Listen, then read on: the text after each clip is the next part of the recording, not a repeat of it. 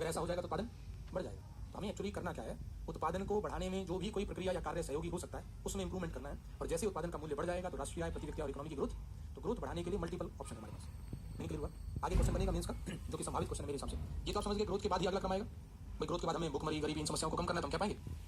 क्या भारत 2047 में विकसित देश बन सकता है? इसका आंसर देने के लिए विकसित बनाने से पहले इकोनॉमी की और ग्रोथ हो सकती है कि नहीं, इकोनॉमी में आपको दिखाना पड़ेगा ये सब कारक अवेलेबल है या नहीं।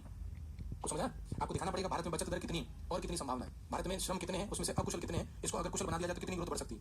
आपको इस आंसर में दिखाना पड़ेगा कि भारत में ये इंफ्रास्ट्रक्चर की भी समस्या, अगर इसको इंप्रूव करें तो ग्रोथ कितनी बढ़ जाएगी, निवेश दर कितनी, ग्रोथ कितनी बढ़ जाएगी, एफडीआई से कितनी ग्रोथ बढ़ सकती है। और जब ग्रोथ से कर दोगे फिर आप बताओगे कि विकास करने के लिए गरीबी इतनी कम करनी पड़ेगी, अभी बिहार में गरीबी ज्यादा, वहां कम करनी जा सकता है, वगैरह वगैरह, ऐसे कुछ पॉइंट दिखाने होंगे। तब जाके आप बताएंगे कि संभावना है कि भारत विकसित बन तो सकता है, लेकिन निम्नलिखित प्रयास चाहिए थे। कुछ समझ मेरी बात? अदरवाइज राजनीतिक पार्टियां जो वादे करती हैं, यूपीएससी उस पर कमेंट करा देता है। इससे मतलब नहीं कि बीजेपी ने कहा है कांग्रेस, यूपीएससी कमेंट करा देगा। क्या भारत की स्वतंत्रता के 100 वर्ष पूरे होने पर भारत में विकसित देश बनने की संभावना है? यदि हाँ तो अपने उत्तर के समर्थन में तर्क दीजिए। तो हाँ तो हमें कहना है, लेकिन समर्थन में जो तर्क है ना वो इंपॉर्टेंट है। Meaning clear? नोट करते हैं। आर्थिक समृद्धि, अभी आपने क्या टेबल लिखी थी, नीचे हेडिंग डालते हैं अलग से, आर्थिक समृद्धि को प्रभावित करने वाले कारक।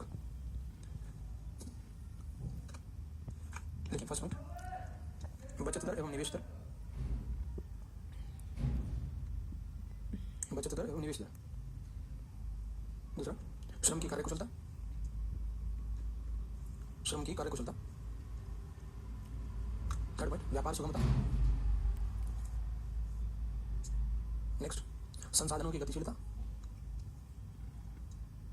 नेक्स्ट, संगठित वित्तीय बाजार की उपलब्धता, संगठित वित्तीय बाजार की उपलब्धता। नेक्स्ट, आधुनिक तकनीक एवं नवाचार को प्रोत्साहन,